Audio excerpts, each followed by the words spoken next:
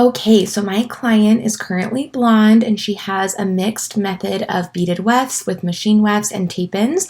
So we are actually going to be doing a pretty big transformation today. She is wanting to go darker. So here we are taking out her extensions and we're not going to be putting them back in. She is going to be training for a marathon, so she wanted something a little more low maintenance until that's over, and that's why we are taking the extensions out and going darker. So here I am just demonstrating how I cut the beaded rows out. I start by cutting off of the track, and then we are going to be slipping the beads out and then removing the tape-ins.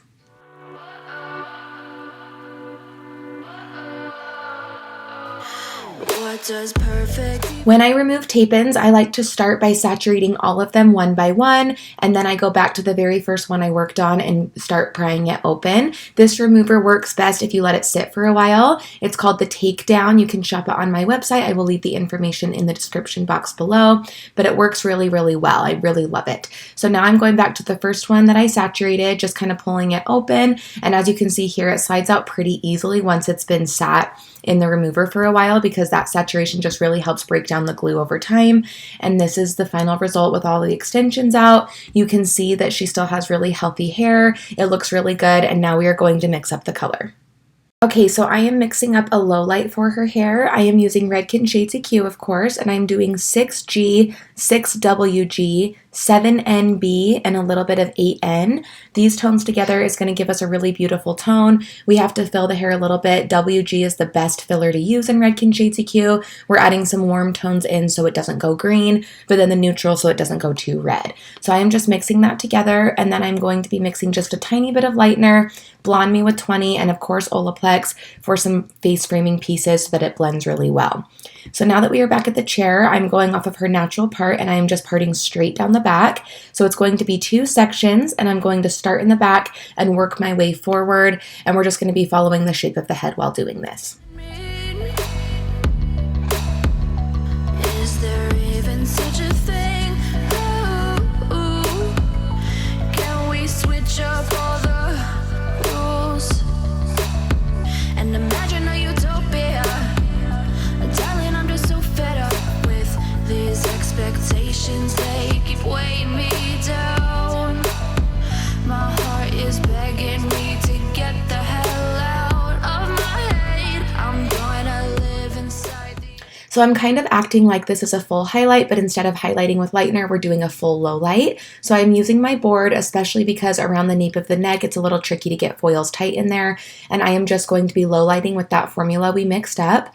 When I do a full low light, I just do the same price as a full highlight, but take off $20. I know that that sounds kind of weird sometimes because you're like, oh, it's a low light, not a highlight.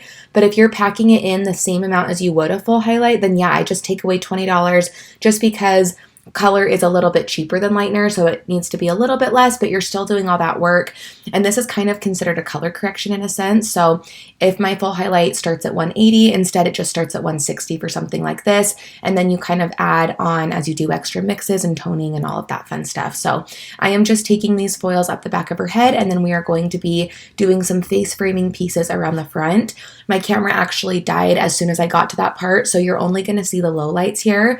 But all I did was just add a few of the lightener pieces up around her hairline, and then just a little bit up top in the mohawk section, just so that when I rinse it, it all blends really well and it doesn't just look like regrowth once we're done with this.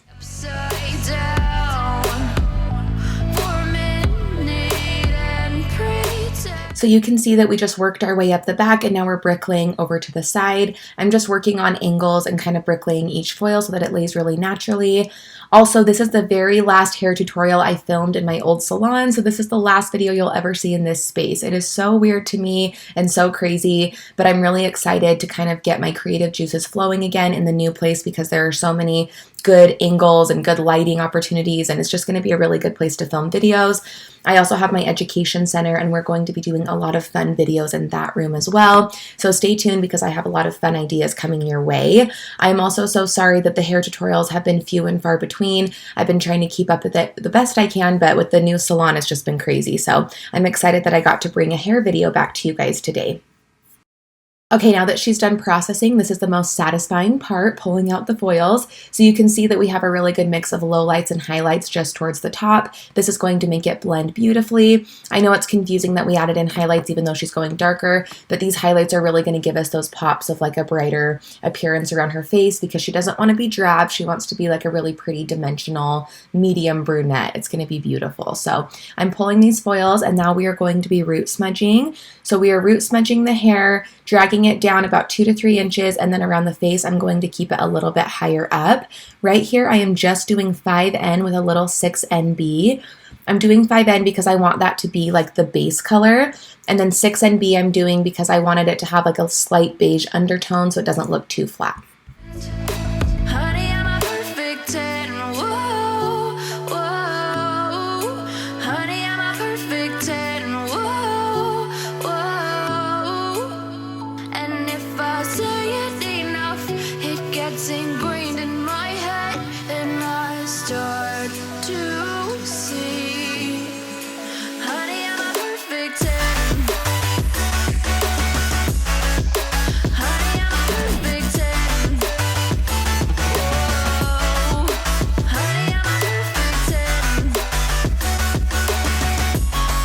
As we are combing the root smudge in, you can already see that this blend is going to be beautiful. I'm so excited about it.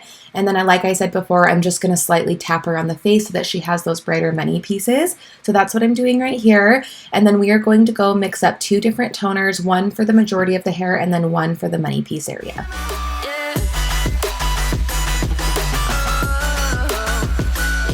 Okay, so for the main toner, I'm going to be mixing up a few different things. We're going to be creating this little custom cocktail for her hair.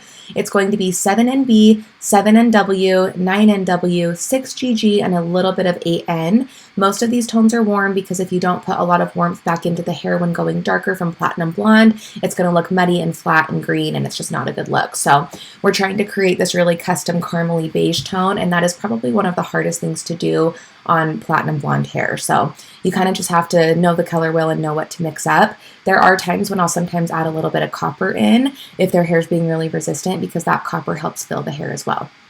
So for the second toner, I'm going to be doing 8N, 8GI. This is for the bang piece only because I want that to be a little bit brighter in the rest of the hair and it's going to stand out. I love toning the money pieces separately because it just makes it pop and it makes it just kind of stand out from the rest of the hair.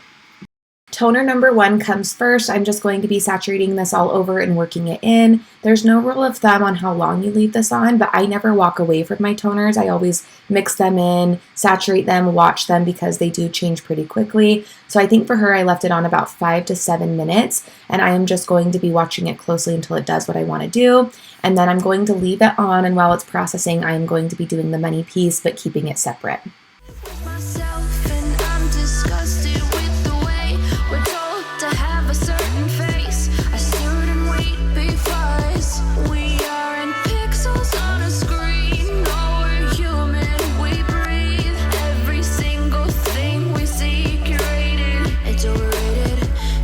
Expectations, they keep weighing me down. My heart is begging me to get the hell out of my head. I'm gonna live inside the upside down for a minute and pretend, honey, I'm a perfect 10. Whoa, honey, I'm a perfect 10.